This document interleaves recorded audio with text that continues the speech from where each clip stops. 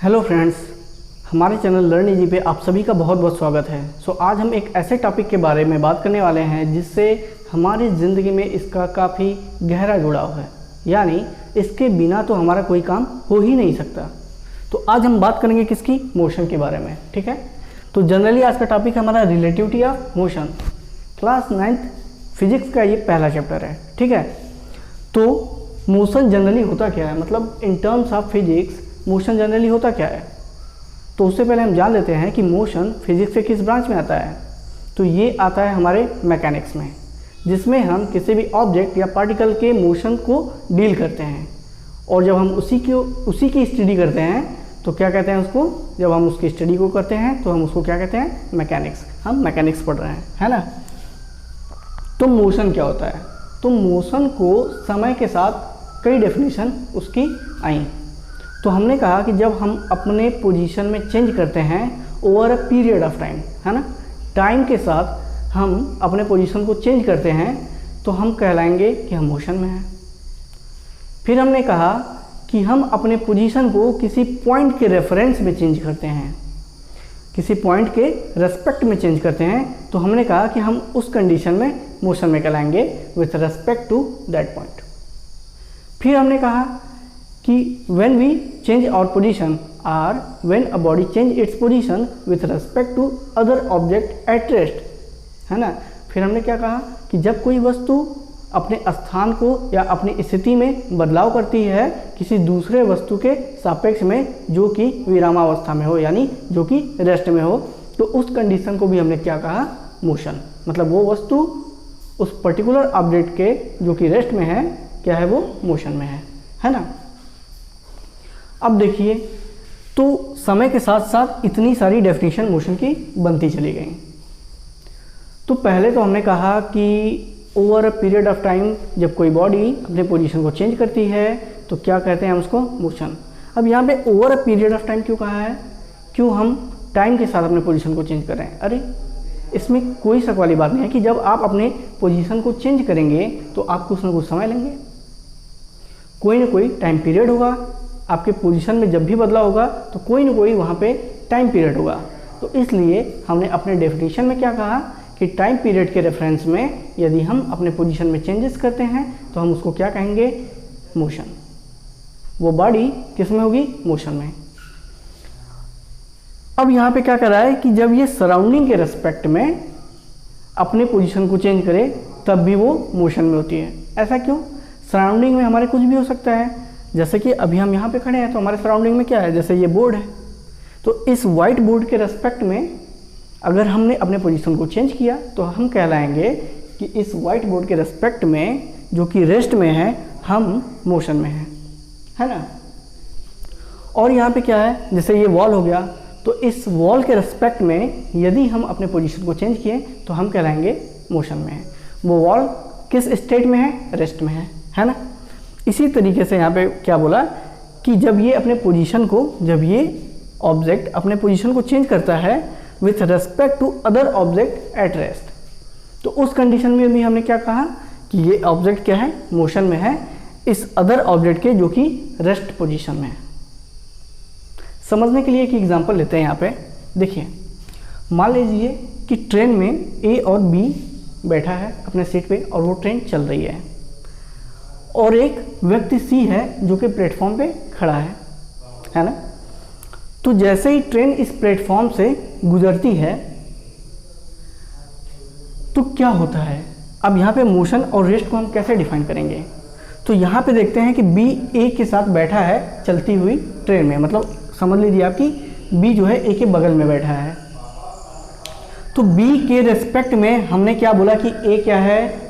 Rest में है। B के रेस्पेक्ट में हमने क्या बोला? ए रेस्ट में है। वहीं पे सी के रेस्पेक्ट में जैसे ही उसने प्लेटफॉर्म को ट्रेन क्रॉस किया हमने क्या बोला कि ए जो है मोशन में है। हमने ऐसा क्यों बोला? क्योंकि हमने देखा कि जैसे उसने प्लेटफॉर्म को क्रॉस किया वहाँ से ए की जो पोजीशन है वो क्या हुई? चेंज हुई, यानी उसके डिस्टेंस क्या हुई? इंक्रीज हुई। तो ज़रूरी नहीं है कि जब डिस्टेंस इंक्रीज करे इसके रेस्पेक्ट में तभी हम बोलेंगे कि ए जो है मोशन में है। डिस्टेंस जो है इंक्रीज भी कर सकती है, उस कंडीशन में भी हम कह सकते हैं कि ये मोशन में है। डिस्टेंस इंक्रीज या डिक्रीज करने से मतलब सी के रेस्पेक्ट में वो इंक्रीज कर रही है या डिक्रीज कर रही है। अब ट्रेन चल रही है तो ट्रेन के साथ साथ ये व्यक्ति भी चल रहा है, तो इसलिए इसके रेस्पेक्ट में जो ये पर्सन है ए वो क्या है, मोशन में है।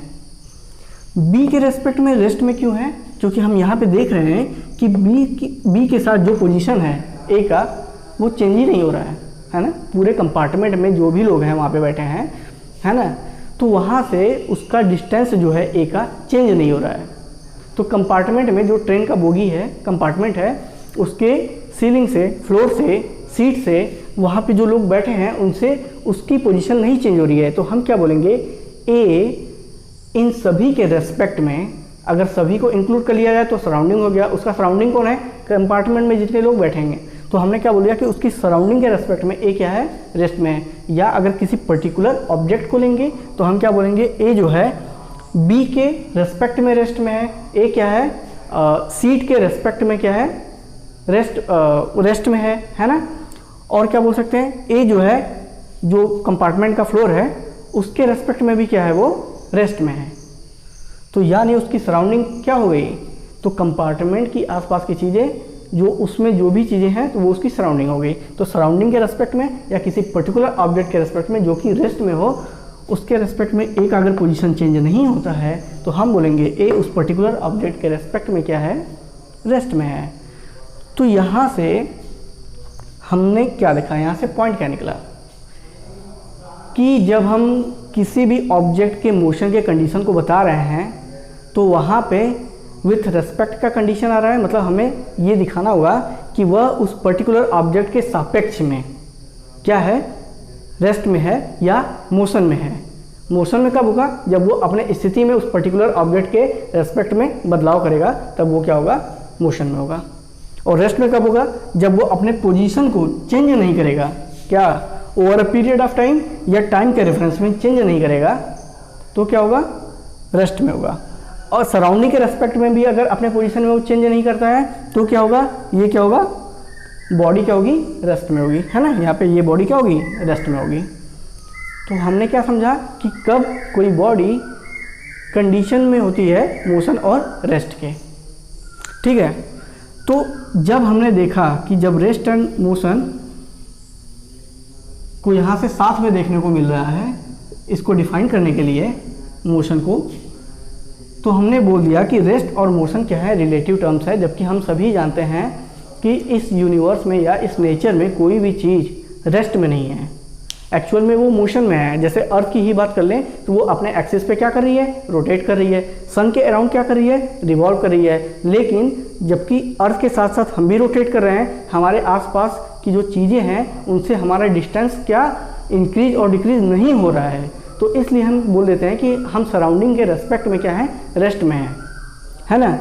लेकिन जैसे ही हमने दूसरे प्लैनेट से देखा या कहीं और से देखा, अर्थ से बाहर जाके जब हमने खुद को देखा, तो एक्चुअल में पता चलता है कि हम सभी क्या हैं, मोशन में हैं। तो हम यहाँ से कह सकते हैं, जनरली हम यहाँ से कह सकते हैं कि everything in this nature is in condition of motion. हमने क्या कह दिया कि एवरीथिंग, फैक्ट क्या है, everything in this nature is in condition of motion, ठीक है। तो ये एक बेसिक सा डिफरेंस था, कब कोई बॉडी मोशन और रेस्ट में होगी, कब कोई बॉडी मोशन और रेस्ट में कहलाएगी। तो हमने क्या देखा, एग्जाम्पल के साथ देखा, ठीक है, विथ रेस्पेक्ट के कंडीशन में। और जब हमने विथ रेस्पेक्ट का कंडीशन लाया किसी पर्टिकुलर ऑब्जेक्ट, सराउंडिंग, टाइम, ठीक है ना, तो उस कंडीशन में जो हमने मोशन को डिफाइन किया उसी को हमने क्या बोल दिया कि रिलेटिविटी ऑफ मोशन। यहाँ पे हमारा टॉपिक क्या होता है, रिलेटिविटी ऑफ मोशन समाप्त होता है। So thank you.